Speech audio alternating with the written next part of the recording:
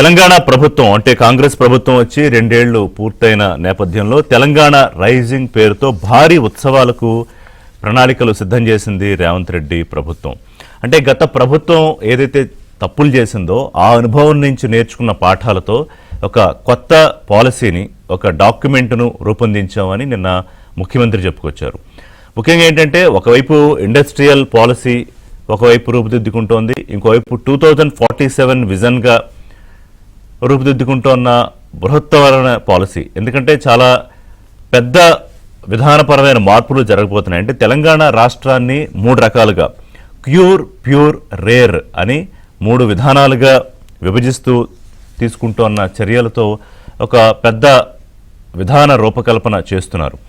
ఇందులో ఏంటంటే అన్ని వర్గాలను, ఇటు మహిళలు, యువత, లేకపోతే రైతులు, అన్ని సామాజిక వర్గాలు, అన్ని సెక్టర్సు అందరినీ అడ్రస్ చేస్తూ, అంటే తెలంగాణ అంటే ఏంటి, అభివృద్ధి, క్రీడలు, వ్యవసాయం అంటే రైతాంగం, లేకపోతే ఐటీ, టెక్నాలజీ, ఈ అన్ని రంగాలు, పరిశ్రమలు, ఫార్మా ఇండస్ట్రీ, వీటన్నిటినీ కలుపుకుంటూ సమ్మిళితంగా ప్రపంచ దేశాలతో పోటీ పడేలాగా. ఇప్పుడు నిన్న ముఖ్యమంత్రి మాట్లాడుతూ మాకు పక్క రాష్ట్రం మరోట పోటీ కాదు, China, Japan, Germany, south Korea, Singapore లాంటి బ్రహ్మాండంగా అభివృద్ధి చెందిన దేశాల సరసన తెలంగాణ రాష్ట్రము, హైదరాబాదు ఉండాలి అనే ఆకాంక్షతో గత ప్రభుత్వాలు విస్మరించిన వాటిని అన్నిటినీ సమ్మిళితం చేసుకుంటూ ముందుకెడుతున్నామని చెప్పి ఒకవైపు తెలంగాణ రైజింగ్ అని కాంగ్రెస్ రేవంత్ రెడ్డి సర్కార్ అంటూ ఉంటే, మరోవైపు అవినీతి మయమైపోతున్న తెలంగాణ, లక్షల కోట్ల భూకుంభకోణాలు, స్వతంత్ర భారతదేశం తరువాత అంటే భారతదేశం ఏర్పడిన 75 ఏళ్లలో ఈ చరిత్రలోనే జరగని భూకుంభకోణం అని బీఆర్ఎస్ వర్కింగ్ ప్రెసిడెంట్ కేటీఆర్ ఏమో ఆరోపిస్తున్నారు. రాహుల్ గాంధీకి ఆయన లేఖ కూడా రాశారు. అంటే ఇండస్ట్రియల్ పాలసీకి సంబంధించి ఏదైతే ఒక విధానం ఉందో గతంలో బీఆర్ఎస్ తీసుకొచ్చిందే, ఆ పరిశ్రమల కోసం, అభివృద్ధి కోసం ఏదైతే కొన్ని ఏరియాల్లో వాళ్ళకి ఇచ్చారో ఆ భూములకు సంబంధించి ఇప్పుడు ఈ క్యూర్, ప్యూర్, రేర్లో తీసుకున్న విధానాలు ఏంటంటే ఎక్కడా కూడా ఈ కాలుష్యం వెదజల్లే ఏ పరిశ్రమ అయినా, అది ఏ విభాగానికి చెందిన పరిశ్రమ అయినా కూడా ఈ ఓఆర్ఆర్ లోపల ఉండాల్సిన అవసరం లేదు, ఉండే పరిస్థితి లేదు.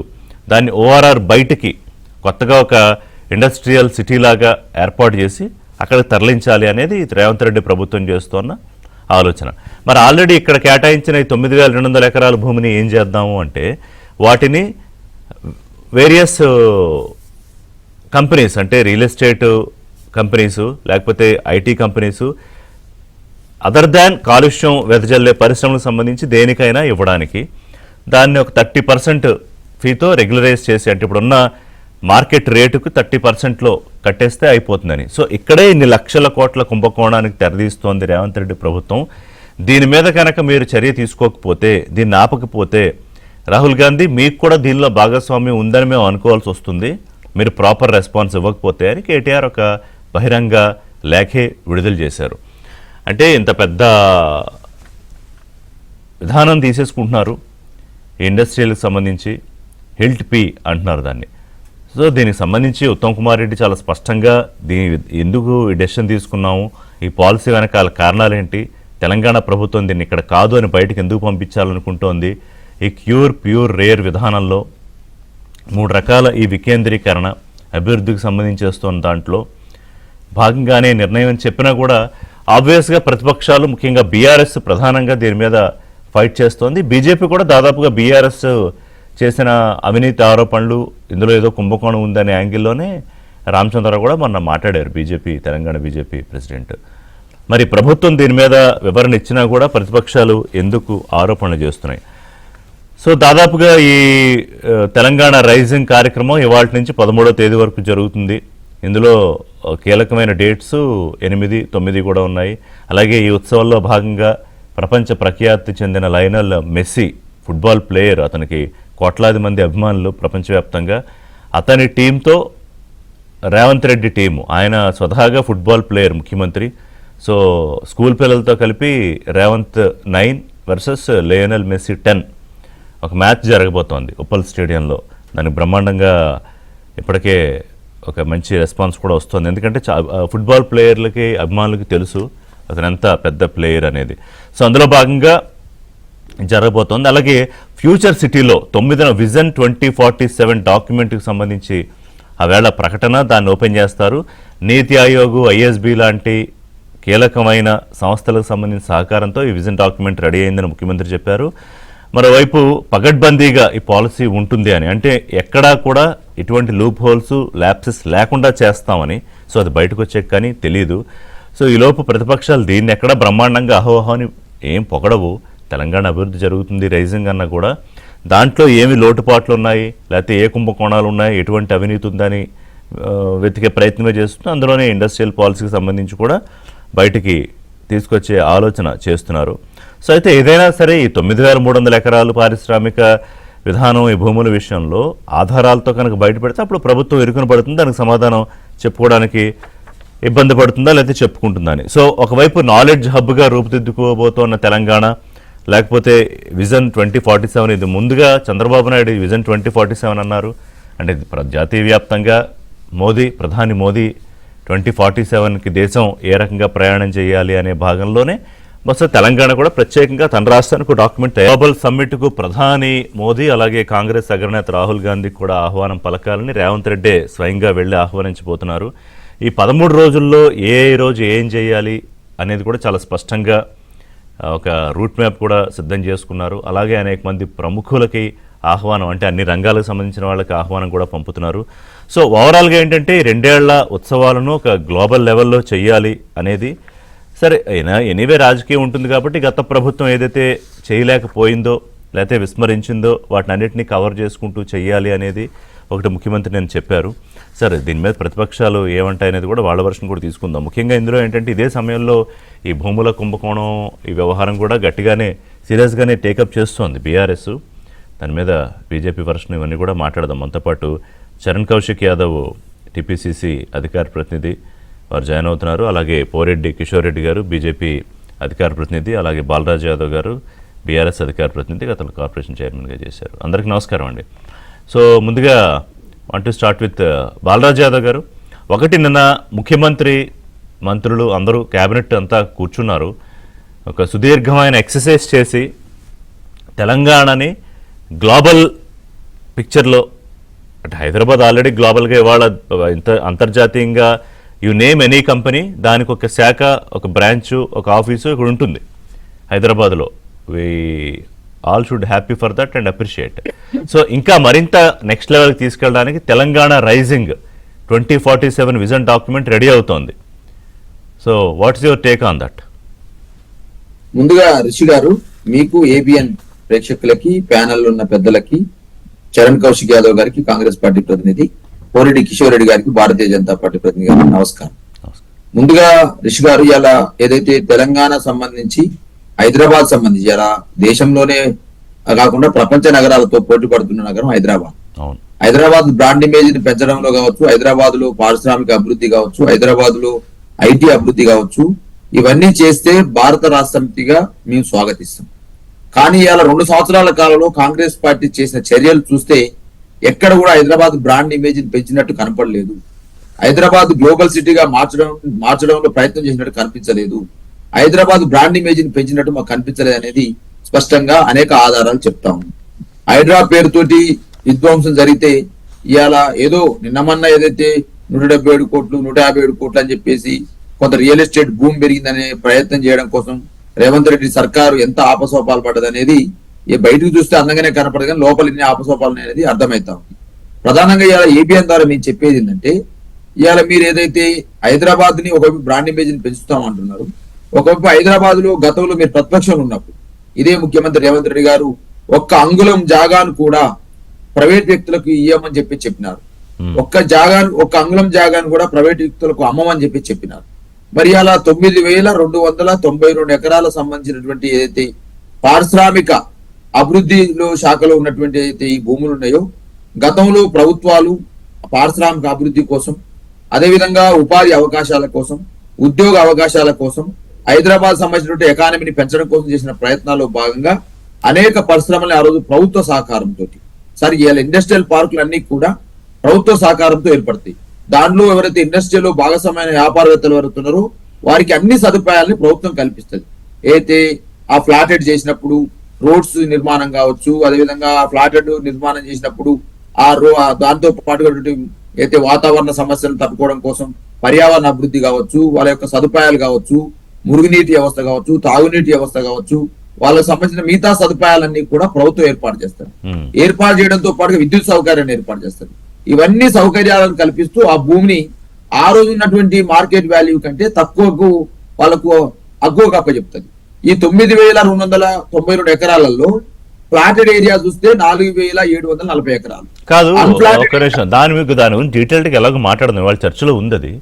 దానికన్నా ముందు ఇవాళ మీరు అన్నారు కదా, Hyderabad already it's a brand, అది ఎవరు కాదనే విషయం. అలాగే బీఆర్ఎస్ అధికారంలో ఉన్నప్పుడు కానీ, లేకపోతే కేటీఆర్ ఆయన విజన్తో కూడా కొంత హైదరాబాద్ లింక్ రోడ్స్ కానివ్వండి, లేకపోతే కంపెనీలు కొన్ని రావడం, ఇవన్నీ అసలు ఏమీ చేయలేదు అని ఇవాళ కాంగ్రెస్ పార్టీ అన్నా కూడా అది అవాస్తవం అవుతుంది. అలాగే కేటీఆర్ చెప్పినట్టుగా అసలు హైదరాబాద్కి ఈ స్థాయి ఐటీలో బెంగళూరు తర్వాత పోటీ పడుతూ దాదాపుగా పెద్ద డిఫరెన్స్ కూడా లేదు, వెరీ పాయింట్ నాట్ ఉంది ఈ ఎక్స్పోర్ట్స్ విషయంలో కూడా. ఆ స్థాయికి వెళ్ళడానికి కూడా కారణం అప్పట్లో బీజాలు వేసిన ప్రస్తుత ఆంధ్రప్రదేశ్ ముఖ్యమంత్రి చంద్రబాబు నాయుడు. ఇప్పుడు రేవంత్ రెడ్డి తీసుకుంటున్న విధానం, మీరు దాని గురించి మాట్లాడట్లా? ఇవాళ గ్లోబల్ స్థాయిలో ప్రపంచ దేశాలని ఇక్కడికి పిలిచి ఆయన నిన్న ఏమన్నారంటే, హైదరాబాదులో మేము పెట్టుబడి పెట్టకపోతే నష్టపోతామేమో అనే ఆలోచన కల్పించేలాగా ఉంటుంది ఈ గ్లోబల్ సమ్మిట్, దాని ద్వారా జరిగే పెట్టుబడులు వ్యవహారం అంతా అని. అంటే ద నెక్స్ట్ లెవెల్ తీసుకెళ్ళడానికి చేస్తున్న ప్రయత్నం మీద ఎందుకు మాట్లాడట్లేదు ఎక్కడ మీరు? సార్, ఇప్పుడు ఈ గ్లోబల్ సిటీలో వ్యాపారవేత్తలు ఎంతైతే భాగస్వామ్యం అవుతారో మధ్యతరగతి ప్రజలు కూడా భాగస్వామ్యం ఉన్నదనే అంశాన్ని స్పష్టంగా కాంగ్రెస్ ప్రభుత్వం గుర్తించింది. ఎవరెవరు వ్యాపారవేత్తలు ఎంతైతే భాగస్వామ్యం అవుతారో ఈ గ్లోబల్ సిటీ కావడం కోసం, హైదరాబాద్ అనేది బ్రాండ్ ఇమేజ్ పెరగడం కోసం వ్యాపారవేత్తలు ఎంతైతే భాగస్వామ్యం అవుతారో మధ్యతరగతి ప్రజలు అంతే భాగస్వామ్యం అవుతారు, మిగతా పేద ప్రజలు కూడా అంతే భాగస్వామ్యం అవుతారు. ఈ 2 సంవత్సరాల కాలంలో ఈ 3 సంబంధించినటువంటి వర్గాలని కలపడంలో కాంగ్రెస్ పార్టీ ఎంతవరకు సక్సెస్ అయిందనేది చూస్తే, ఇవాళ మన ఇండెక్స్ సంబంధించి హైదరాబాద్ సంబంధించినటువంటి ఎక్స్పోర్ట్స్, ఐటీ ఎక్స్పోర్ట్స్ లో కావచ్చు, లేకపోతే మిగతా సంబంధించినటువంటి పారిశ్రామిక అభివృద్ధి విషయంలో కావచ్చు, హైదరాబాద్ లో రియల్ ఎస్టేట్ భూమి విషయంలో కావచ్చు, ఎంతవరకు ఇమేజ్ ఉంది అనేది ఇవాళ 3 సంవత్సరాల నుంచి మనం చూస్తా ఉన్నాం. 2023 ఆగస్టు నుంచి ఎలక్షన్స్ ఎప్పుడైతే స్టార్ట్ అయినాయో ఈ రోజు వరకు కూడా రియల్ ఎస్టేట్ సంబంధించినటువంటి వ్యవహారం సంబంధించి మిగతా ప్రాంతాలు ఎట్లా ఉందో, హైదరాబాద్ లో ఎట్లా ఉందో, ఇవాళ ఏదో నిన్నమన్నా ఏదైతే 157 కోట్లు 150 కోట్లు అని చెప్పి నియోజక పోలీస్ దగ్గర ఫ్లాట్ అమ్మడంలో ఏదైతే కొంత భూమి సృష్టించే ప్రయత్నం చేసిరో, ఓకే, ఆ ప్రభుత్వం ఆ దిశగా మంచి చేయకపోతే ఓకే. హైడ్రా ఏదైతే ఉందో సార్, హైడ్రాని తీసుకురావద్దని బీఆర్ఎస్ అనలేదు, హైడ్రా ద్వారా ప్రభుత్వ భూముల్ని కాపాడొద్దని బీజేఆర్ఎస్ అనలేదు, హైడ్రా ద్వారా ఏదైతే చెరువులు ఉన్నాయో దాన్ని కాపాడొద్దని అనలేదు. హైడ్రా పేరుతో ఏదైతే కొంత పేదవాళ్ళకు సంబంధించి కావచ్చు, గతంలో ప్రభుత్వమే పర్మిషన్ ఇచ్చి, గతంలో ప్రభుత్వమే వాటిని ప్లాటెడ్ చేసి, ప్రభుత్వం వాటికి విద్యుత్ సౌకర్యం ఇచ్చి, గౌతమే సివరేజ్ సౌకర్యం ఇచ్చి, వాటర్ సౌకర్యం ఇచ్చి, అకారణంగా ఒక 20 ఏళ్ళు 30 ఏళ్ళు ఉన్నటువంటి ప్రజల్ని అల్లకొల్లంగా ఎవడో అమ్ముకుపోయిన వాడు, ఎవరైతే ఫ్లాట్ చేసిన వాడు వాని మీద మనం పెత్తనం చేయకుండా ఆ ఫ్లాట్ తీసుకున్నటువంటి వాళ్ళ మీద పెత్తనం చేస్తూ ఇది ఎఫ్డిఎల్ పరిధిలో ఉందని చెప్పేసి, చెరువు శిఖం అని చెప్పేసి, ఇది ప్రభుత్వ భూమి అని చెప్పేసి మనమే ఆ ప్రభుత్వ భూమికి పట్టాలు ఇచ్చింటిమి. అదే మాట్లాడదు ఓన్లీ హైడ్రా గురించి ఎక్కువసేపు మనం మీరు మాట్లాడారు. కిషోర్ రెడ్డి గారు బీజేపీ వర్షన్ ఐ వాంట్, తర్వాత కాంగ్రెస్ కి వెళ్దాము. ఇప్పుడు బీఆర్ఎస్ వర్షన్ అర్థమైంది. ఇప్పుడు తెలంగాణ విషయంలో ఏంటంటే అభివృద్ధి పెంచుతూ ఆదాయాన్ని పెంచి అది పేదలకు పంచాలి అనేది కూడా ఈ విజన్ డాక్యుమెంట్లో చాలా స్పష్టంగా ఉంది అని నిన్న డిప్యూటీ సీఎం చెప్పారు, తర్వాత ముఖ్యమంత్రి కూడా మాట్లాడుతూ చెప్పారు. బీజేపీ వర్షన్ ఏంటండి? ఒకటి, ఈ భూముల గురించి మాట్లాడదాం, దాని మీద మీరు ఆల్రెడీ స్టాండ్ చెప్పినట్టున్నారు. తెలంగాణ రైజింగ్ విషయాన్ని ఎలా చూస్తున్నారు సార్? ముందుగా ఋషి గారు మీకు, అట్లాగే దూదిమెట్ల బాలరాజు యాదవ్ గారికి, చరణ్ కౌశిక్ గారికి, ఇద్దరు డాక్టర్లు, డాక్టర్ దూదిమెట్ల బాలరాజు యాదవ్ గారికి, డాక్టర్ చరణ్ కౌశిక్ గారికి, మన ఏబిఎన్ ప్రేక్షకులందరికీ శుభోదయం అండి. ఇప్పుడు హైదరాబాద్ రైజింగ్ అన్నారు, లేకపోతే తెలంగాణ రైజింగ్ అన్నాం.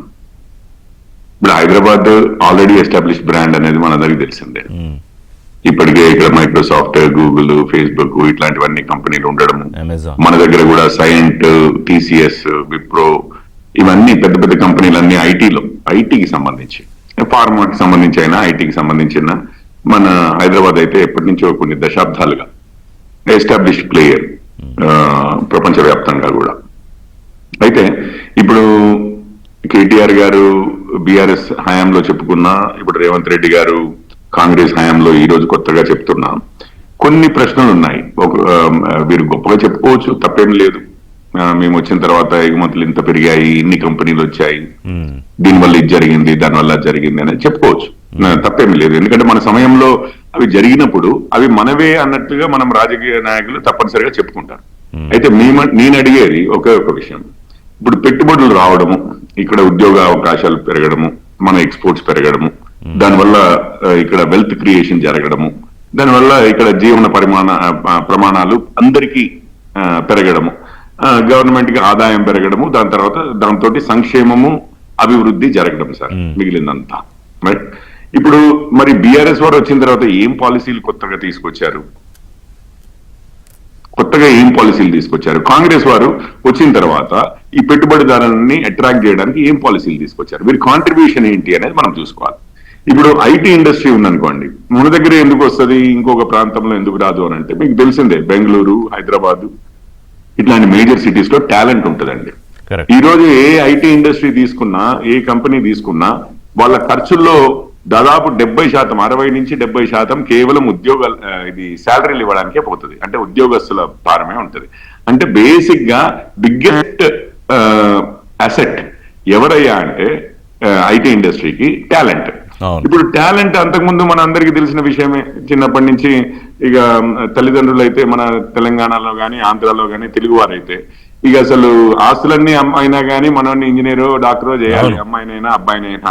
అది కావాలంటే మన రాష్ట్రంలో సీట్ దొరకకపోతే ఇటు తమిళనాడు, అటు కర్ణాటక, ఇటు మహారాష్ట్ర డొనేషన్ కట్టయినా కానీ చెయ్యాలి, లేకపోతే ఐఐటీలోకి పంపించాలి, ఎన్ఐటీలోకి పంపించాలి. ఇవి కదా మన లెక్క. మరి నేను బీఆర్ఎస్ వారు అడుగుతున్నాను, ఈ టాలెంట్ ఇంప్రూవ్ చేయడానికి, రైట్, ఈ సామర్థ్యాన్ని, మేధోశక్తిని ఇంప్రూవ్ చేయడానికి, అభివృద్ధి చేయడానికి మరి ఏమి ఇంజనీరింగ్ కాలేజీలు మీరు కొత్తగా స్టార్ట్ చేశారు? ఉస్మానియా ఇంజనీరింగ్ కాలేజీ సపోర్ట్ ఇచ్చారు, జేఎన్టీయూకి ఎంత సపోర్ట్ ఇచ్చారు? ఏ ఇంజనీరింగ్ కాలేజీల్లో ఏ స్టాండర్డ్స్ మీరు పెంచారు, ఏ విధంగా పెంచారు, ఎంత డబ్బులు ఇచ్చారు, మీరు అదొక్కటి చెప్పండి. టీచింగ్ స్టాఫ్ ఉందా అన్ని కాలేజీల్లో, యూనివర్సిటీల్లో? మీ హయాంలో దాదాపు ప్రతి బాలరాజ్ యాదవ్ గారు కానీ నేను అడిగిన స్ట్రైట్ గా తెలంగాణ రైజింగ్ అనే ఒక విధానమైన రూపకల్పన చేస్తూ ఆల్ ఇంక్లూజివ్ గా తయారు చేస్తూ ఈ రేర్ ప్యూర్ అలాగే క్యూర్ కాన్సెప్ట్ తో తెలంగాణ ప్రభుత్వం, రేవంత్ రెడ్డి ప్రభుత్వం తీసుకొస్తూ అన్న విజన్ డాక్యుమెంట్ మీద ఎందుకు మాట్లాడలేదు అంటున్నాను నేను రెండు చెప్తున్నాను. నేను అక్కడి నుంచే వస్తాను. ఇప్పుడు రేవంత్ రెడ్డి గారు వచ్చిన తర్వాత ఏమైనా మన విద్య మీద ఏమైనా పెంచారా? లేదు. ఇన్ఫ్రాస్ట్రక్చర్ చూడండి, ట్రాఫిక్ జామ్లు ఏమైనా తగ్గాయా ఇద్దరి హయాంలో? డ్రైనేజ్ ప్రాబ్లమ్స్ ఏమైనా తగ్గాయా? వర్షం వస్తే ఫ్లడింగ్ ప్రాబ్లమ్స్ ఏమైనా తగ్గాయా? పొల్యూషన్ ప్రాబ్లం ఏమైనా తగ్గిందా? ఏ సమస్యలు తగ్గాయి, దేని వల్ల అవుతోంది అన్న ఆధారం కూడా. ఇప్పుడు మీకు 150 కోట్లు ఉందా ఎకరము, 100 కోట్లు ఉందా అని అంటే రేట్లు పెరగడం అనేది అభివృద్ధి కాదండి. మన దగ్గర అంతా రియల్ ఎస్టేట్ డెవలపర్లు, రియల్ ఎస్టేట్ వ్యాపారవేత్తలే పొలిటీషియన్స్ అవడంతో రియల్ ఎస్టేట్ అని అంటే దాంట్లో కూడా ఇప్పుడు అమెరికాలో ఇంకో దగ్గర అభివృద్ధి చెందిన దేశాల్లో ఏముంటదంటే పార్కులు ఉన్నాయా, ఫుట్పాత్లు ఉన్నాయా, సరిగ్గా స్మూత్ గా ఉంటుందా, వర్షం పడ్డా ఇంకొకటి అయినా కానీ ఇదవుతుందా, ఇట్లాంటివి చూస్తారు అభివృద్ధికి. మన దగ్గర అభివృద్ధికి తార్కాణం ఏందయ్యా అంటే ఇక్కడ రేట్లు అంతా పెరిగాయి అని 4 బిల్డింగ్లు చూపించి రేట్లు పెరిగాయి అనడంతో అసలు యాక్చువల్లీ లాంగ్ టర్మ్ లో పారిశ్రామికవేత్తలు కొంచెం వెనకటి వేస్తారు. రియల్ ఎస్టేట్ కి ఇంత ఖర్చు పెడితే ఇక మనం మిగిలిన బిజినెస్ కి ఏం పెట్టాలి అనేది. సో నేను ఒకటి చెప్తున్నాను, వీరిద్దరు గొప్పలు చెప్పుకోమనండి, రేజింగ్ తెలంగాణ అని ఈవెన్ రేవంత్ రెడ్డి గారిని చెప్పమనండి. కానీ నేను సింపుల్ గా కొన్ని క్వశ్చన్స్ అడుగుతున్నాను. టాలెంట్ ఇంప్రూవ్ అవ్వడానికి మీరు ఏం చేస్తున్నారు? ఒకటి అంటే మేధోశక్తి ఇక్కడ హైదరాబాద్ ని దానికి సెంటర్ గా చేయడానికి మీరు ట్రాఫిక్ ఇంప్రూవ్, లివింగ్ కండిషన్స్ అంటామండి, లివింగ్ స్టాండర్డ్స్ ఇంప్రూవ్ చేయడానికి మీరు ఏం చేస్తున్నారు? రైట్, జీవన ప్రమాణాలు పెరగడానికి ఏం చేస్తున్నారు? ట్రాఫిక్ 2034 నాటికి 1 ట్రిలియన్, 2047 నాటికి పరిస్థితి ఇంప్రూవ్ చేయడానికి 3 ట్రిలియన్ ఆర్థిక వ్యవస్థ లక్ష్యంగా తెలంగాణ వచ్చిన తర్వాత ఈ ఇద్దరు పార్టీలు ఎవరినైనా చెప్పమని చెప్పారు. కాదు కిషోర్, ఆ రోజు 2014 మొదలుపెట్టి ఒకవేళ గచ్చిబౌలికి రావడానికి గంటన్నర పడితే లేకపోతే గంట పడితే ఈ రోజు 20 నిమిషాల్లో వస్తున్నారని చెప్పమనండి, 30 నిమిషాల్లో రాగలుగుతున్నామని చెప్పమనండి. పబ్లిక్ $3 ట్రిలియన్ లక్ష్యం పెట్టుకుంటే ఇవన్నీ అడ్రస్ చేయకుండానే అవుతుంది ఆ లక్ష్యం. ఈ ఎకోసిస్టమ్ పబ్లిక్ ట్రాన్స్పోర్టేషన్ గురించి చెప్పండి. ORR అంతకుముందు జరిగింది, మన ఎయిర్పోర్ట్లు అంతకుముందు తెలంగాణ రాకముందే కదా ఇవన్నీ జరిగినాయి. వచ్చిన తర్వాత ఏం చేశారు? పివి నరసింహారావు హైవే అని చెప్పి నిన్న ఫ్రీవే అని చెప్పారు, ఎక్స్ప్రెస్ వే. అది ఎప్పుడు ఏర్పడింది? ప్రణాళిక తెలంగాణ వచ్చిన తర్వాత. వినపడట్లేదండి, సారీ. ముందే ఉంది కదా అన్న, విభజనకు ముందే ప్రణాళిక ఉంది కదా. అదే, అది 2 ముందే ఉన్నాయి, 3 ముందే ఉన్నాయి. వచ్చిన తర్వాత తెలంగాణ వచ్చిన తర్వాత వీరు చేసిన ఘన కార్యాలు ఏంటి? వీరు చేసిన మన హైదరాబాద్ కి ఇన్వెస్ట్మెంట్స్ రావడానికి, ఎందుకంటే ఒక క్రిటికల్ మాస్ ఆల్రెడీ డెవలప్ అదే టైంలో అడగచ్చు మిమ్మల్ని, తెలుగు పదేళ్లలో కేంద్రం ఈ రోజు మనం అనుభవిస్తున్నాం. పదేళ్లలో కేంద్రం నా ఉద్దేశం అయితే అది, నేను ఏమి పెద్ద ఫ్లాగ్షిప్ ప్రాజెక్ట్ అందుకని అంటున్నాను. ఈ 10 ఏళ్లలో కేంద్రం బీజేపీ అధికారంలో ఉంది కదా, హైదరాబాద్కి దేశానికి తలమానికమైన ఇదిగో ప్రాజెక్ట్ మేము తీసుకురాగలిగాము. ఎగ్జాంపుల్ సపోజ్ గిఫ్ట్ సిటీ అనుకోండి గుజరాత్కి, లేకపోతే ఇంకో రాష్ట్రానికి ఇంకోటి అనుకోండి, మహారాష్ట్రకి ఇంకోటి అనుకోండి, లేకపోతే ఇంకో అలా హైదరాబాద్కి ఏం తేగలిగామని మిమ్మల్ని కూడా ప్రతిపక్షాలు అడుగుతాయి కదా. ఇప్పటికే ముఖ్యమంత్రి కిషన్ రెడ్డి ఏం చేస్తున్నారు హైదరాబాద్ కానీ. ఎస్, అడగచ్చు. హైదరాబాద్ కి మీకు ఒక్క విషయం చెప్తాను. అంతకుముందు ఇప్పుడు శ్రీలంకకి ఎన్ని పెట్టుబడులు వస్తున్నాయని కేంద్రంలో అధికారంలో ఉన్నవారు మన దేశానికి ఏం తీసుకొస్తున్నారు, అందులో నుంచి తెలంగాణకి ఎంత వస్తుందని చెప్పాలి కదా. ఇప్పుడు శ్రీలంకకి విదేశీ పెట్టుబడులు వస్తాయా, పాకిస్తాన్కి వస్తాయా, బంగ్లాదేశ్కి వస్తున్నాయా, నేపాల్ అంటే నేను చెప్తున్నాను, మన దేశమే కాదు, మీకు 2014 తర్వాత మోడీ గారు వచ్చిన తర్వాత దాదాపు 8-9 ఏళ్లు మనం రికార్డులు సెట్ చేస్తూ వచ్చామండి ఫారిన్ డైరెక్ట్ ఇన్వెస్ట్మెంట్ లో. మన ఎకనామిక్ రిఫార్మ్స్ ఏవైతే జరిగాయో, విదేశీ పెట్టుబడులకు అనుగుణంగా ఇండియా, భారత్ మొత్తము ఏ విధంగా మారిపోయిందో దాని ప్రతిఫలం ఇక్కడే కాదు వస్తున్నది. పెట్టుబడులు దేశం మొత్తంలో వస్తున్నాయి, తెలంగాణలోనే కాదు. నేను ఒక్క స్టాటిస్టిక్స్ చెప్తాను. 2022లో మన దగ్గర అప్పుడు కేటీఆర్ గారు చాలా గొప్పగా డావోస్ వెళ్ళి నేను ఇంత తెచ్చాను అంత తెచ్చాను అంటే నేను ఒక ఆర్టికల్ రాసి ఫ్యాక్ట్స్ అండ్ ఫిగర్స్ వేశాను. వారు 4,200 కోట్లు పెట్టుబడులు తీసుకొస్తే అప్పా చాలా భారీ పెట్టుబడులు అని చెప్పి తాటికాయంత అక్షరాలతో పేపర్లలో వేశారు. అదే సంవత్సరం ఎంఓయూస్ జరిగినాయి. అదే సంవత్సరము ఆంధ్రాకి బెంగళూరుకి కర్ణాటకకి ఒకరికి 60,000 కోట్లు, ఇంకొకరికి 1,20,000 కోట్లు ఎంతో ఎంఓయూలు జరిగాయి. దాని తర్వాత నెక్స్ట్ ఇయర్ పోతున్నారు. నెక్స్ట్ ఇయర్ పోయి 22,000 కోట్లు అన్నారు. ఆ సంవత్సరం పూణేకే 25,000 కోట్లు అండి. మహారాష్ట్రకి ఇంకా మొత్తం మీద 4-5 రెట్లు ఎక్కువ వచ్చాయి. సో నేను ఏమంటున్నాను అంటే, సరే ఇదంతా కాదు, 11,400 కోట్లు తెలంగాణకి 2022లో ఆర్బీఐ డేటా ప్రకారం ఫారిన్ డైరెక్ట్ ఇన్వెస్ట్మెంట్ వచ్చిందండి. అదే సంవత్సరము 1,65,000 కోట్లు కర్ణాటకకు వచ్చాయి. మీకు ఎలక్ట్రానిక్స్ మ్యానుఫ్యాక్చరింగ్, మీకు సాఫ్ట్వేరే కాదు, మిగిలిన వివిధ రకాల ఇండస్ట్రీస్ అక్కడ డెవలప్ అవుతున్నాయి. మన దగ్గర అవ్వలేదు. నేను నెంబర్స్ కంపారిజన్ చేసి చెప్తున్నా ఉంది. తెలంగాణ రైజింగ్ అని ఈ స్థాయిలో ఒక పెద్ద బృహత్ ప్రణాళిక సిద్ధం చేసుకుంటోంది. సార్ ప్రణాళిక చేయండి, దాన్ని యాక్సెప్ట్ చేయడానికో వెల్కమ్ చేయడానికో మనకేముంటుందండి. తెలంగాణ ఎందుకు సిద్ధంగా లేవు. తెలంగాణ ఎదుగుతున్న క్రమం ఏదైతే ఉందో, మనం డాక్యుమెంట్ లో భాగంగా ఈ అభివృద్ధి వికేంద్రీకరణ అంటే అన్ని ఏ సెక్టర్లు ఎక్కడ ఉండాలనే దానికి సంబంధించి 3 రకాలుగా ప్యూర్, అలాగే క్యూర్, రేర్ అని చెప్తోంది. అంటే ఓఆర్ఆర్ లోపల కోర్ అర్బన్ రీజనల్ ఎకానమీ, దీన్ని క్యూర్గా చెప్తున్నారు. ఓఆర్ఆర్ నుంచి రీజనల్ రింగ్ రోడ్ వరకు పెరి అర్బన్ రీజనల్ ఎకానమీ అంటే ప్యూర్. ఆర్ఆర్ఆర్ నుంచి రాష్ట్రం అంతా, మిగతా రాష్ట్రం అంతా rural agriculture regional economy rare. దీనికోసం ప్రణాళికలు సిద్ధం చేస్తున్నారు. దీని గురించి పూర్తిగా చెప్తారు చరణ్ కౌశిక్ యాదవ్ గారు. అలాగే ప్రతిపక్షాల ఆరోపణలు, ప్రశ్నలు కూడా సమాధానం చెప్తారు. చరణ్ గారు. సార్, ప్రధానంగా ఈ గ్లోబల్ సమ్మిట్ 2047 విజన్ తోటి తెలంగాణ రాష్ట్రంలో కాంగ్రెస్ ప్రభుత్వము ఈ 2 సంవత్సరాల పరిపాలన కావచ్చు, గ్లోబల్ సమ్మిట్ ను నిర్వహిస్తూనే ఏం చేయబోతా ఉన్నాం అని చెప్పేసి చాలా స్పష్టంగా దేశ ప్రజలు కావచ్చు, ప్రపంచ ప్రజలకు వివరించే ప్రయత్నంలో ప్రభుత్వం ముందుకు పోతా ఉంది.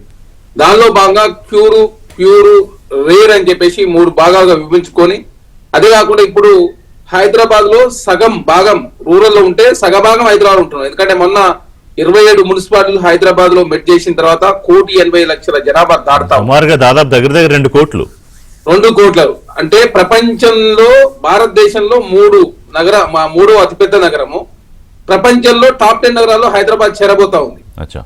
కాబట్టి ఆ విజన్ ఖచ్చితంగా ఒక మంచి విజన్ తో పోతే తప్ప ఈ ట్రాఫిక్ సమస్యలు కావచ్చు, లేదు ప్రకృతి వైపరీత్యాలు కావచ్చు, లేకపోతే పొల్యూషన్ కావచ్చు, రకరకాల ఇబ్బందులు అయ్యే అవకాశం ఉంది. కాబట్టి ప్రపంచ నగరాలతో, టోక్యో కావచ్చు, స్విట్జర్లాండ్ కావచ్చు, ప్రపంచ నగరాలతో పోటీ పడాలంటే ఖచ్చితంగా పబ్లిక్ ట్రాన్స్పోర్ట్ విషయంలో మన విజన్ ఏంటి, అదే కాదు ట్రాఫిక్ విషయంలో మన విజన్ ఏంటి, అదే కాకుండా వాటర్ విషయంలో మన విజన్ ఏంటి, వాతావరణ విషయంలో మన విజన్ ఏంటి, అదే కాకుండా పోర్ట్ సిటీ ఒక మంచి మహానగరాన్ని కూడా నిర్మించబోతాం. ఎందుకంటే ప్రపంచ వ్యాప్తంగా ఉన్న దిగ్గజ కంపెనీలు హైదరాబాద్ కు వచ్చినట్లయితే, హైదరాబాద్ లో వాళ్ళు సమస్యలు పెట్టినట్లయితే ఖచ్చితంగా రాష్ట్ర ప్రభుత్వ ఖజానాకు ఆదాయం చేకూరితే, అదే కాకుండా వాళ్ళ ట్యాక్స్ రూపంలో భారత ప్రభుత్వానికి కానీ రాష్ట్ర ప్రభుత్వానికి చెల్లిస్తారు. అదే కాకుండా ఉపాధి మెరుగుపడుతుంది. కాబట్టి ఆ రకమైన సౌకర్యాలు కల్పించాలంటే ఖచ్చితంగా ఏ విజన్ తో మనం ముందుకు పోవాలి, రోడ్ ట్రాన్స్పోర్ట్ విషయంలో మన విజన్ ఏంటి, ఎడ్యుకేషన్ విషయంలో మన విజన్ ఏంటి, హెల్త్ విషయంలో మన విజన్ ఏంటి, అదే కాకుండా ప్రకృతి విషయంలో మన విజన్ ఏంటి. దానిలో భాగంగా తెలంగాణ రాష్ట్రంలో అన్ని డిపార్ట్మెంట్ల నుంచి రీసెర్చ్ జరుగుతా ఉంది. కాంగ్రెస్ ప్రభుత్వం దానికి సంబంధించి ఐటీ సంబంధించి ఏ విధంగా ముందుకు పోతే హైదరాబాద్ ను అగ్రగామిగా ఉంచవచ్చు. అదే కాకుండా పబ్లిక్ ట్రాన్స్పోర్ట్ ఎందుకు తగ్గుతా ఉంది, ఎందుకంటే ఏ నగరం అయితే సుభిక్షంగా ఉండాలంటే 70% పబ్లిక్ ట్రాన్స్పోర్ట్ ఉండాలి. కానీ 2011 తర్వాత పబ్లిక్ ట్రాన్స్పోర్ట్ ప్రధానంగా తగ్గుతా ఉంది హైదరాబాద్ లో. దాని ద్వారా చాలా పెద్ద ఎత్తున భవిష్యత్తులో ఇబ్బందులు ఎదురైతే పెట్టుబడులు రావని చెప్పేసి దాని మీద కూడా ఏ విధంగా విజన్ తో ముందుకు పోవాలని చెప్పేసి ప్రభుత్వం భావించి ఎక్స్ప్రెస్ హైవేలు కావచ్చు, మాస్టర్ ప్లాన్ కావచ్చు, త్రిబుల్ కావచ్చు, త్రిబుల్ రైల్వే రింగ్ కావచ్చు, త్రిబుల్ సంబంధించినటువంటి ఈ వాటర్ సమస్య కూడా గోదావరి వాటర్ కావచ్చు, కృష్ణా వాటర్ రెండు అనుసంధానం చేసినట్లయితే గోదావరి వాటర్ రానప్పుడు కృష్ణా వాటర్ రానప్పుడు గోదావరి వాటర్ వాడుకునే విధంగా, అదే కాకుండా విద్యుత్ సంబంధించి అండర్ గ్రౌండ్ విద్యుత్ ఏ విధంగా చేయాలి, 14,000 కోట్ల రూపాయలతోటి 3 జోన్లుగా హైదరాబాద్ విభజించుకొని అండర్ గ్రౌండ్ విద్యుత్ కూడా అండర్ గ్రౌండ్ విద్యుత్ అందులోనే తర్వాత టెలిఫోన్ కేబుల్ కావచ్చు, ఇంటర్నెట్ కేబుల్ కావచ్చు, అవన్నీ కూడా అందులో వచ్చే విధంగా ఈ విధంగా మనం విద్యుత్ సంస్థను మన ప్లానింగ్ ఏంటి హైదరాబాద్ విషయంలో కావచ్చు, తెలంగాణ విషయంలో కావచ్చు. కాబట్టి ఒక్కొక్క సెక్టార్ ని ఏ విధంగా అనుసంధానం చేసుకుంటూ ముందుకు పోయినట్లయితే ప్రపంచ నగరాలతో హైదరాబాద్ పోటీ పడుతుంది. ప్రపంచంలో ఉన్నటువంటి దిగ్గజ సంస్థలను కూడా హైదరాబాద్ లో పెట్టుబడి పెట్టాలంటే ఏ విధమైన విజన్ డాక్యుమెంట్ తో ముందుకు పోవాలని చెప్పేసి ప్రభుత్వం భావించి 2047 $3 ట్రిలియన్ ఆర్థిక వ్యవస్థ అవతరించే ప్రయత్నంలో భాగంగా ఒక మాస్టర్ ప్లాన్ ను రూపొందించే ప్రయత్నంలో ప్రభుత్వం ముందుకు పోతా ఉంది. దానిలో భాగంగా ఎక్కడ వ్యవసాయ సెక్టార్లు, వ్యవసాయానికి సంబంధించినటువంటి అనువైన ప్రాంతాన్ని క్రియేట్ చేసే ప్రయత్నం, తర్వాత కాలుష్య రహితమైన పరిశ్రమలు ఎక్కడ ఉంటే బాగుంటది, అదే కాకుండా ఐటీకి సంబంధించి కావచ్చు, రెసిడెన్షియల్ యాక్టివిటీస్ కోసం కావచ్చు, ప్రపంచ వ్యాప్తంగా ఉన్నటువంటి దిగ్గజ హాస్పిటల్స్ రావాలంటే ఎక్కడ ఏ విధమైనటువంటి అనువైనటువంటి ప్రాంతాన్ని క్రియేట్ చేయాలి. అదే కాకుండా తెలంగాణ రాష్ట్రంలో ఒకటే ఎయిర్పోర్ట్ ఉన్నది కాబట్టి భవిష్యత్తులో ఇంకా చాలా ఎయిర్పోర్ట్ తీసుకురావాలని సదుద్దేశంతో ప్రభుత్వం ముందుకు పోతా ఉంది.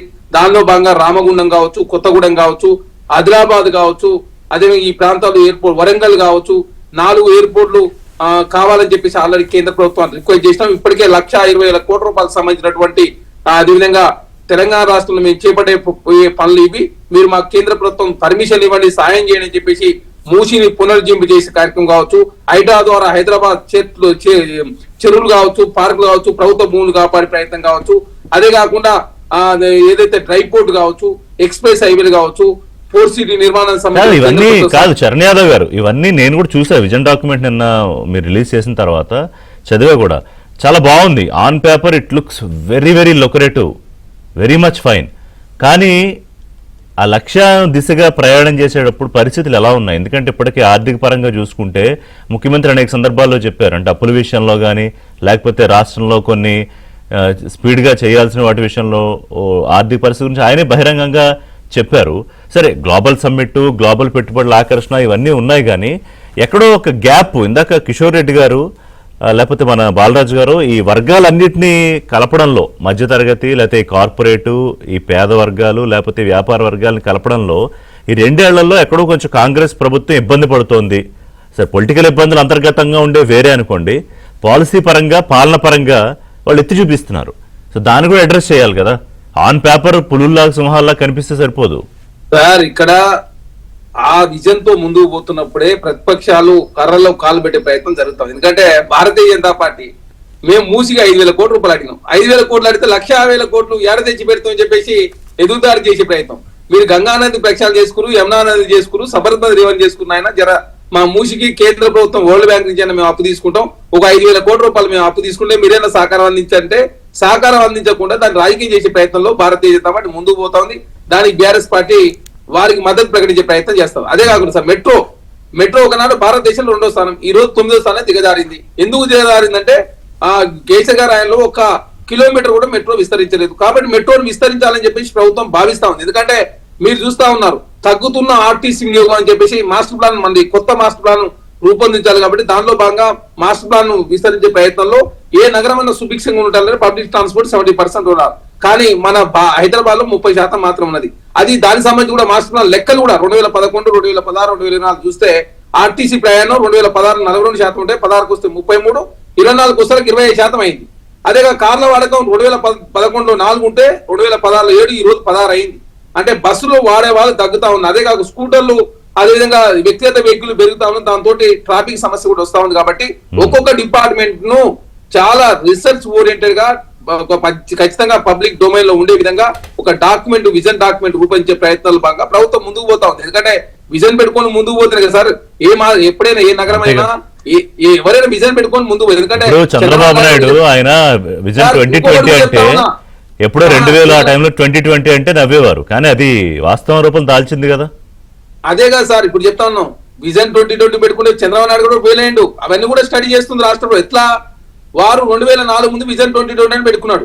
4లో అధికారం రాలే, 9 రాలే, 14 వచ్చినా కూడా 19 వరకు ఉన్నాడు. 20లో మళ్ళీ వారు అధికారం కోల్పోయిన పరిస్థితి మనం చూసినాం. తర్వాత భారత్ వెలిగిపోతుందని చెప్పి వాజ్పేయి గారు వారు ఒక విజన్ తో పోతే ఆనాడు వారు ఏ విధంగా నష్టం జరిగిందో చూసినాం. కాబట్టి ఇవన్నీ కూడా అంచనా వేస్తా ఉన్నాం. అంచనా వేస్తూనే ఖచ్చితంగా ప్రజలకు మెరుగైనటువంటి సౌకర్యాలు కల్పిస్తే తప్ప హైదరాబాద్ నగరం కావచ్చు, తెలంగాణ కావచ్చు, అదేవిధంగా ప్రపంచ నగరాలతో పోటీ పడే విధంగా చేయాలంటే ఖచ్చితంగా వరల్డ్ స్టాండర్డ్ ఉండాలి. దానిలో భాగంగా మాస్టర్ ప్లాన్ ఉండాలి. విజన్ తో ముందుకు పోతుంది తప్ప ఆ లక్ష్యాలను సాధించలేమని చెప్పి ప్రభుత్వం భావించింది. దానిలో భాగంగా మెరుగైనటువంటి ట్రాన్స్పోర్ట్ కావచ్చు, వాటర్ బేస్డ్ కావచ్చు, ట్రాఫిక్ కావచ్చు, అదే కాకుండా అటవీ విస్తీర్ణం కావచ్చు. అటవీ విస్తీర్ణం విషయంలో కూడా తెలంగాణ రాష్ట్రంలో కొంత అటవీ విస్తీర్ణం పెరుగుతా ఉంది. దాన్ని ఇంకా పెంపొందించుకున్నట్లయితే భవిష్యత్తులో ఈ ఎండల నుంచి రక్షించుకునే అవకాశం. ఎందుకంటే ఇప్పటికే హైదరాబాద్, తెలంగాణ 50 డిగ్రీల ఎండ వస్తా ఉంది ఎండాకాలంలో కూడా. ఒకనాడు ఎండాకాలంలో వర్షాలు వచ్చే మహానగరం ఎందుకు ఈ విధంగా అయిందని చెప్పేసి దాని మీద కూడా రీసెర్చ్ జరుగుతా ఉంది. ఎడ్యుకేషన్ హబ్ గా మార్చే ప్రయత్నం, హాస్పిటల్ సంబంధించినటువంటి ఇప్పటికే చాలా దేశాల్లో ఉన్న వాళ్ళు అపోలో హాస్పిటల్ కావచ్చు, ఇక్కడ హైదరాబాద్ వచ్చి ట్రీట్మెంట్ చేసుకుంటున్నాం అన్నారు. కాబట్టి దాని విషయంలో ఒక విజన్, అదేవిధంగా 4 సీట్ లో ఒక్కొక్క హబ్బును కేటాయించే ప్రయత్నంలో ఎడ్యుకేషన్ జోన్ అని, హెల్త్ జోన్ అని, అదే కాకుండా రకరకాల జోన్లు కేటాయించుకుంటూ మాస్టర్ ప్లాన్ అక్కడ 60 ఫీట్ల రోడ్లు, 100 ఫీట్ల రోడ్డు, ఎక్స్ప్రెస్ హైవేల కనెక్టివిటీ, అక్కడ 5 ఫ్లోర్లకు మించి అనుమతులు ఇవ్వరు. అంటే మహానగరము సుభిక్ష. ఎందుకంటే మనం చూస్తా ఉన్నాం హైదరాబాద్ లో ప్రధానంగా ట్రాఫిక్ సమస్య. ఒక్కొక్క ఆకాశ హార్మోన్లు ఇవ్వడం తోటి ప్రధానంగా డ్రైనేజీలు వర్షం పడితే ముందు వాటిని అంటే చిన్న చిన్న సమస్యల దగ్గర నుంచి పరిష్కారం మొదలు పెట్టుకుని డెఫినెట్ గా మీ ప్రయత్నాన్ని చరణ్ యాదవ్ గారు ప్రభుత్వం చేసే ప్రయత్నం, రేవంత్ రెడ్డి గారి విజన్, మీ ప్రభుత్వం దాన్ని ఎవరు వద్దని చెప్పరు, కాదు అని చెప్పరు. బ్రహ్మాండంగా జరగాలి. 2047 ముందు 2027కి ఏంటి, 29కి ఏంటి, ఎన్నికలకి వెళ్లే వరకు 28కి, తర్వాత మళ్ళీ మీ ప్రభుత్వం వస్తే మళ్ళీ 5 ఏళ్ళు ఏం చేస్తారు, ఇవన్నీ కూడా చెప్పాల్సిన పరిస్థితి. ఒకవైపు తెలంగాణ రైజింగ్ అని గ్లోబల్ స్థాయిలో గ్లోబల్ సమ్మిట్, ప్రధానమంత్రి గారు, రాహుల్ గాంధీ గారు, ఇంకా అనేక దేశాల ప్రతినిధులు దీన్ని చాలా పెద్ద ఒక యజ్ఞంలాగా చేయాలని అనుకుంటూ ఉంటే, మరోవైపు కేటీఆర్ గారు రాహుల్ గాంధీకి రాసిన లేఖ అంటే గ్లోబల్ దృష్టికి వెళ్ళిపోతుంది, ఇదేదో అవినీతి నేను చెప్పట్లేదు, కానీ 5 లక్షల కోట్లు స్వతంత్ర భారతదేశం ఏర్పడ్డాక కూడా ఇంత పెద్ద దారుణమైన కుంభకోణం జరగలేదని బీఆర్ఎస్ ఆరోపిస్తోంది. దీనికి కూడా సమాధానం ఒకవైపు తెలంగాణ రైజింగ్ అనే గ్లోబల్ సమ్మిట్ వైపుగా తెలంగాణ ప్రభుత్వం, తెలంగాణ రాష్ట్రం వెళ్తూ ఉంటే మీరేంటి, ఏం చేయాలనే ఆలోచనలో ఉన్నారు. ఇప్పుడు కేటీఆర్ గారు రాహుల్ గాంధీకి రాసిన లేఖలో, బాబు ఇదిగో ఇన్ని లక్షల కోట్ల కుంభకోణం జరిగిపోతోంది, ఇక్కడ అవినీతి జరుగుతోంది, మీరు అడ్డుకుంటారా లేకపోతే మీకు భాగం ఉందని ఒప్పుకుంటారా అని అడుగుతున్నారు. చెప్పండి దాని గురించి. ఏం లేదు ఋషి గారు, ఇంతకుముందు మీరు చాలా గొప్పగా ఏంది రేర్ ప్యూర్ అంటున్నారు కదా. ఖచ్చితంగా రేర్ గ్రూప్ ఉంది సార్. ఇలా రేవంత్ రెడ్డి, రాహుల్ గాంధీ గ్రూప్ ఉందా సార్? రేవంత్ రెడ్డి అనుచరులు ఉన్నారు. రాహుల్ గాంధీ గారికి ఢిల్లీకి ఏం పోతుందో మనం చెప్తున్నాం సార్. ఇది రేర్ గ్రూప్ సార్. ప్యూర్ అవుతుంది సార్. ఏం ప్యూర్ సార్?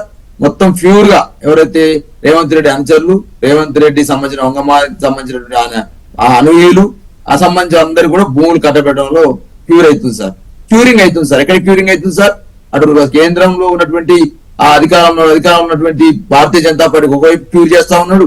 అదే విధంగా రాహుల్ గాంధీ కాంగ్రెస్ పార్టీ దేశవ్యాప్తంగా ప్రజలు తీసుకొని క్యూర్ చేస్తా ఉన్నాడు. పేదవాళ్ళు మాత్రం ప్యూర్, ఇచ్చిన అద్దాలు 3 మార్చేశారు అద్దాలు. పేదవాళ్ళు మాత్రం పూర్ అయిపోతుంది సార్. పూర్ అన్న ఇంకా పూర్ అయిపోతుంది సార్. ఇవాళ 2 సంవత్సరాల కాలంలో నువ్వు ఐటీ ఇండస్ట్రీ కోసం కావచ్చు, పారిశ్రామిక అభివృద్ధి కోసం కావచ్చు, కొత్త అంకుర సంస్థల ఏర్పాటు కోసం కావచ్చు, లేకపోతే హైదరాబాద్ గ్లోబల్ సిటీ కోసం కావచ్చు, నువ్వు చేసిన చర్యలు చెప్పమంటే హైదరాబాద్ పేరుతో విధ్వంసమే చేసి అరే ఒకవైపు బ్రహ్మాండంగా గ్లోబల్ సమ్మిట్ చేస్తూ 13 రోజుల పాటు పెద్ద ప్రోగ్రామ్ చేసుకుంటే దాన్ని వదిలేసి ఏం చేసావు అంటే అలాగా ఏం సార్ ఇప్పుడు హైదరాబాద్ లూజింగ్ అవుతుంది, హైదరాబాద్ లూటీ అవుతుంది, రెండు అవుతున్నాయి రేర్ గ్రూప్ లా. రేర్ అన్నారుగా మీరు, రేర్ అంటే రేవంత్ రెడ్డి రాహుల్ గాంధీ నాయకత్వంలో హైదరాబాద్ లూటీ అవుతుంది, హైదరాబాద్ లూజ్ అవుతుంది. లూజ్ అంటే కోల్పోవడం అంటారు, అంటే ప్రభుత్వ భూములన్నీ కూడా వాళ్ళకి అక్రమార్కులు కోల్పోయే సందర్భం కనపడతా ఉంది సార్. ఇక్కడ గతంలో మేము కేసీఆర్ గారు ఏం చేసారు, కేటీఆర్ గారు ఏం చేశారు మాట్లాడి ఇంతకుముందు Koreddy garu TS iPASS, TS bPASS, T hub, V hub, టీశాక్, అదేవిధంగా knowledge centre, technical knowledge centre, ఈ విధంగా అనేక రకాల అంశాలను తీసుకుంటూ ఈ ఐటీ ఎగుమతులు ఎట్ట పెంచడం, పారిశ్రామిక ఎట్ట చేసినాం. మేము ఇవాళ నాలా డెవలప్మెంట్ ప్రోగ్రామ్ ఏంటి, ఎస్ఎన్డిపి అంటే ఏంటి, ఎస్ఆర్డిపి అంటే ఏంటి, మీకు అట్లా ఫ్లైఓవర్లు ఏంటి, దుర్గం చెరువు కేబుల్ బ్రిడ్జ్ ఏంటి, కామినేని చౌరస్తులు కట్టినటువంటి ఫ్లైఓవర్స్ ఏంటి సార్. ఏ పారిశ్రామిక అభివృద్ధి జరగాలన్నా, ఏ యాక్టివిటీస్ పెరగాలన్నా మౌలిక సదుపాయాలు, విద్యుత్ సౌకర్యం చూస్తారు, అదేవిధంగా వాటర్ ఫెసిలిటీస్ చూస్తారు, అదేవిధంగా రోడ్ కనెక్టివిటీ చూస్తారు. ఇవన్నీ గతంలో మీరు చేసినాం. దాన్ని మీరు డెవలప్ చేయకుండా ఈ 2 సంవత్సరాల కాలంలో ఏం చేసిరు అనేది ఐటీ ఎగుమతులు చూస్తే కనపడతా ఉంది. అదేవిధంగా మన యొక్క జీడిపి చూస్తే కనపడతా ఉంది, మన యొక్క అప్పుల వాటాలు చూస్తే కనపడుతుంది. 2 సంవత్సరాల కాలంలో రేవంత్ రెడ్డి గారు చేసింది.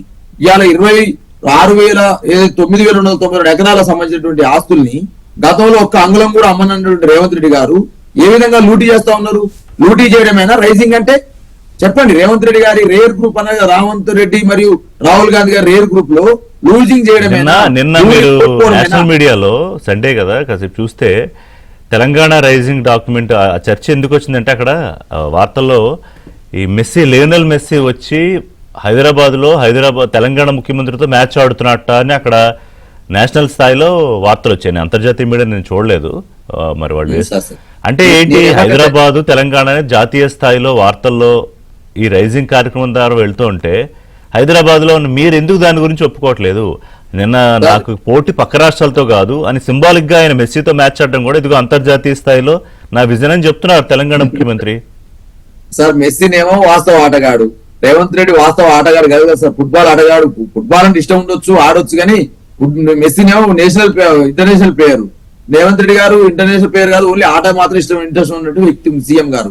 నేను ఏమంటే ఇలా క్రిటెక్స్ అనే కంపెనీ హైదరాబాద్ నుంచి పారిపోయింది, అమర్రాజ్ బ్యాటరీ ఇక్కడ నుంచి పారిపోయింది, ఎల్ఎన్టీ తప్పుకున్నది మెట్రో నుంచి. ఈ విధంగా చెప్పుకుంటూ పోతే 2 నెలల కాలంలో ఏం జరుగుతుందో చూసినాం మనం.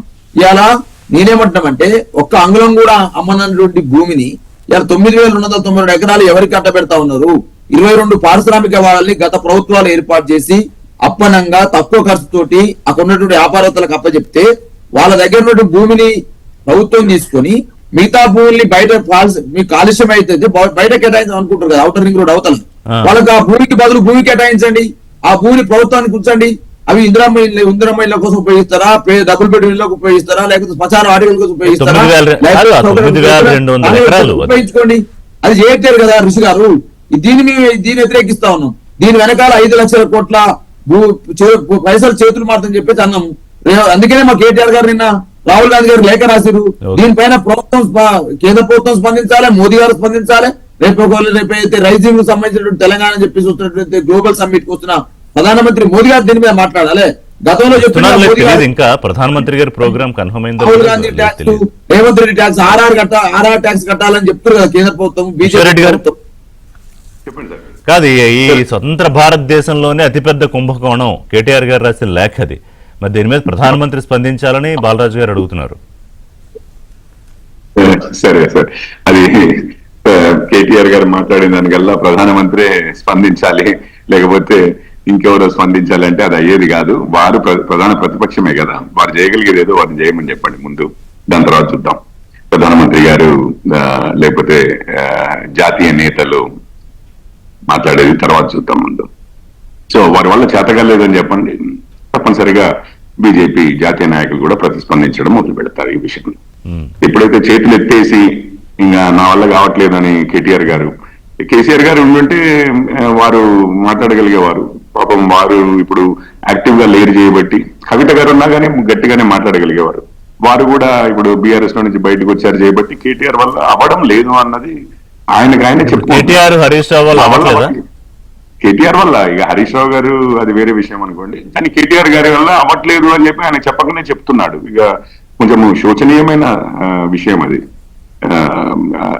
మన ప్రతిపక్షం అంత వీక్ గా ఉంది, ప్రధాన ప్రతిపక్షం ఏం చేస్తాను చెప్పండి.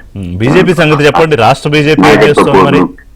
అదే నేను ఒక్క విషయము ముందు కౌశిక్ గారు మాట్లాడిన విషయాలు కొన్ని అడ్రస్ చేస్తాను సార్. మరేం కౌశిక్ గారు మాట్లాడింది మూసీ గురించి, మేము ఇంత 5,000 కోట్లు అడిగితే 1,50,000 కోట్లు. సార్ మూసీది అయిపోయిన తర్వాత ప్రధానమంత్రి గారిని కలిసి వచ్చిన తర్వాత జనాలు అడిగితే ఈ ఫేక్ న్యూస్ మొదలు పెడితే, మేము అడిగాము వాళ్ళు ఇవ్వట్లేదు అని మొదలు పెడితే డిపిఆర్ ఉందా అని అడిగారు. లేదు లేదు లేదు, డిపిఆర్ ఎవరికో సంస్థకి ఇచ్చాము, సంవత్సరంన్నర పడుతుంది డిపిఆర్ రావడానికి. డిపిఆర్ రాకముందే డబ్బులు అడిగాము, వాళ్ళు ఇయ్యలేదు అని చెప్పి రచ్చకెక్కాము అని చెప్పి గొడవ కూడా చేశారు. ఇగో ఇది కాంగ్రెస్ వారి తీరు. 1,50,000 కోట్లు అవసరం ఉంది అని చెప్పి ఎవరి మాటలు వీడియోలు లేవు రేవంత్ రెడ్డి గారి. ఒకసారి 75,000 కోట్లు అన్నారు, ఒకసారి 30,000 కోట్లు అన్నారు, ఒకసారి ఆఖరికి రేవంత్ రెడ్డి గారే 1,50,000 కోట్లు అన్నారు. ఈ రోజు కౌశిక్ గారు వచ్చి 5,000 కోట్లే అడిగినాము, చాలా పేద అరుపులు అరుస్తున్నారు. కానీ రేవంత్ రెడ్డి గారి నోట అంత చిన్న పదాలు అయితే ఎప్పుడు రాలేదు, 1,50,000 కోట్లు అన్నారు. ఇంకొక విషయం సార్, ఇప్పుడు మెట్రో ఎందుకు ఎదగలేదో మనకు తెలిసిన విషయం. అంటే హైదరాబాద్ లో ఇన్ఫ్రాస్ట్రక్చర్ డెవలప్మెంట్ గురించి బాలా జాదవ్ గారు మాట్లాడుతూ, మరి మెట్రో ఎందుకు ఓల్డ్ సిటీకి వెళ్ళలేకపోయింది, ఫలక్నామా ప్యాలెస్ వరకు ఎందుకు వెళ్ళలేకపోయింది తెలిసిందే కదా. వీరిద్దరు కూడా ఎంఐఎం తొత్తులే చేయబట్టి, కాంగ్రెస్ వారైనా వీరైనా, వారేమో హైడ్రాని ఓల్డ్ సిటీకి పోనివ్వరు, వీరేమో మెట్రోని ఓల్డ్ సిటీకి పోనివ్వలేదు. ఇద్దరు ఎంఐఎం తొత్తులే. 9,200 ఎకరాలు ఇండస్ట్రియల్ పాలసీ, దీని మీద బీఆర్ఎస్ వర్షనే బీజేపీ కూడా చెప్తోందా, లేదా మీకు వేరే భిన్నాభిప్రాయం? నేను అక్కడికి వస్తాను. ఇప్పుడు కౌశిక్ గారు ఇంకొక మాట చెప్పారు, ఏది ఆ సినిమా ఎక్కడో చూసినట్టుంది అనిపించింది. ఏది అండర్ గ్రౌండ్ కేబుల్స్ వేస్తామని, అందులోనే ఇది టీవీ కేబుల్లు లేకపోతే టెలిఫోన్ లైన్లు, దాని తర్వాత ఇంటర్నెట్ కేబుల్స్ వస్తాయని ఈ సినిమా దాదాపు ఒక 10-15 ఏళ్ల నుంచి వింటున్నట్టుగా అనిపించింది సార్ నాకు సడన్ గా. అరే ఇదేది మళ్ళీ వింటున్నామే. టైం ఎక్కువ లేదు, ఈ విధానం గురించి చెప్పాలి మీరు. పారిశ్రామిక భూములకు సంబంధించి బయటకు వెళ్ళిపోతున్నాయి ఆ కంపెనీలన్నీ, బయట పెట్టాలన్న ఆలోచన. సో వీటిని ఇక్కడ తెలిసిందే కదా, అది ఎప్పటి నుంచో నడుస్తుంది. మనకు ఇన్నర్ రింగ్ రోడ్ ఉండేది ఒకప్పుడు, దాని అవతల పెట్టుకున్నాం పరిశ్రమలు. ఇప్పుడు ఔటర్ రింగ్ రోడ్ వచ్చింది, సిటీ వ్యాపిస్తోంది. సో ఔటర్ రింగ్ రోడ్ అవతల పరిశ్రమలు రావాలనుకుంటున్నాము. అయితే ఇప్పుడు అది గవర్నమెంట్ భూములా, ప్రైవేట్ గా ఆల్రెడీ కొనుక్కున్నారా? అందులో కొన్ని గవర్నమెంట్ భూములు, కొన్ని లీజులు ఉంటే మాత్రం అది ప్రభుత్వ భూమి. లేకపోతే వారు ఆల్రెడీ రెగ్యులరైజ్ చేస్తామని కదా. రెగ్యులరైజ్ అంటే ఇప్పుడు ఏంటి, అదేమన్నా వైలేషన్స్ అయితే రెగ్యులరైజ్ చేస్తామంటున్నారా, జోన్ చేంజ్ చేస్తామంటున్నారా? ఈ రెండిట్లలో ఒకటి ఉంది. ఈ జోన్ చేంజ్ కి నాది ఒకటే ఒక ప్రశ్న. కాదు కుంభకోణమా కాదా? బీజేపీ దీన్ని కుంభకోణం, నేను కుంభకోణమే ఎక్స్ప్లెయిన్ చేస్తున్నాను. జోన్ చేంజ్ కి 1 వారం రోజులు అప్లికేషన్ పెట్టుకోవాలట, 90 రోజుల్లో పైసలు కట్టేయాలట, 2 విడతల్లో అట. అది చాలా ఉదారమైన. అసలు ఇండస్ట్రీసే పెట్టుకోవడానికి లేకపోతే, ఇప్పుడు అది ఇండస్ట్రియల్ జోన్ గా ఉన్నదాన్ని అది ఆటోమేటిక్ గా కన్వర్షన్, మీరు ఎప్పుడు అంతకే పైసలు కట్టి కన్వర్షన్ చేసుకునేది ఉంటే, ఎప్పుడు పైసలు ఉంటే అప్పుడు కన్వర్ట్ చేసుకోమన్నాను. కానీ ఈ 1 వారం రోజుల్లోదేండి, లేకపోతే మేము అరువు ఇస్తాము, మాకు వాటా ఇవ్వండి, లేకపోతే మేము ముందే మాట్లాడుకున్నాం వాళ్ళతో, అవి మాత్రం క్లియర్ చేస్తాము, ఇట్లాంటిది ఉంది కాంగ్రెస్. అక్కడ ఉంది సార్ మొత్తం. చరణ్ గారు, కేటీఆర్ లేక రాహుల్ గాంధీకి సార్ ఇక్కడ చాలా స్పష్టంగా సుప్రీంకోర్టు 2013లో రెడ్ జోన్, ఆరెంజ్ జోన్ విముక్తి కల్పించాలని సుప్రీంకోర్టు తీర్పిచ్చింది. దానిలో భాగంగా ఆనాడు కిరణ్ కుమార్ రెడ్డి గారు 2013లో జియో నెంబర్ 20 తీసుకొచ్చి ఇవన్నీ కూడా బయటికి వెళ్ళిపోవాలని చెప్పి చాలా స్పష్టంగా ఆదేశించారు. దానిలో భాగంగా ఇండస్ట్రీస్ అని కూడా బయటికి తరలిపోతాం ఔటర్ రింగ్ రోడ్ అవతలకి. ఇప్పుడు కాంగ్రెస్ పార్టీ తీసుకొచ్చినటువంటి జియో ప్రైవేట్ వ్యక్తుల చేతిలో ఉన్నటువంటి ఇండస్ట్రియల్ భూములు, వాళ్ళు ప్రభుత్వం నుంచి కొన్న భూములు మాత్రమే మేము జోన్ కన్వర్షన్ మాత్రమే చేస్తా ఉంది రాష్ట్ర ప్రభుత్వం.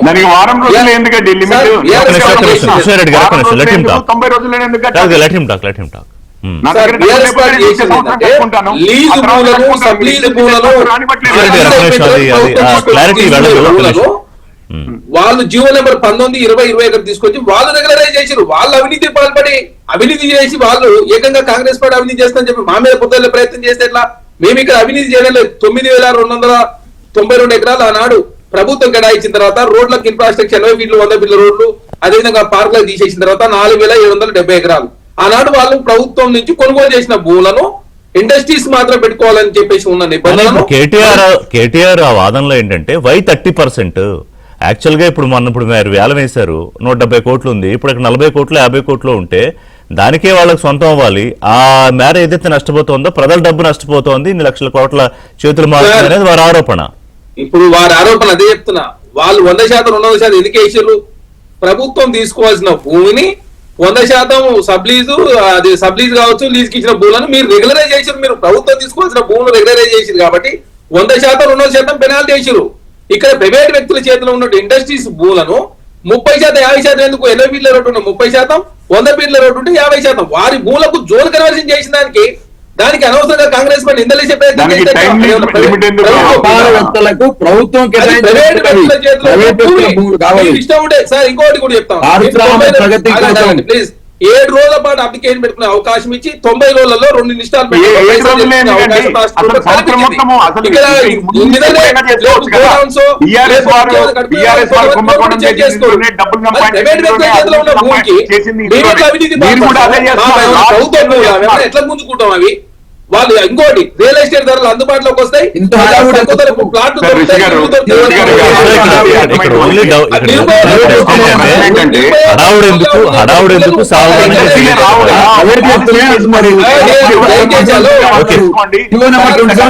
నాకేమనిపిస్తుందంటే కేటీఆర్ రాహుల్ గాంధీకి లేఖ రాయడం, ఇంకో లేఖ రాయడం ఎందుకు? దీని మీద బీఆర్ఎస్ కు బీజేపీకి అభ్యంతరాలు ఉంటే బహుశా కోర్టులను ఆశ్రయించవచ్చు ఇండస్ట్రియల్ పాలసీ మార్పు మీద.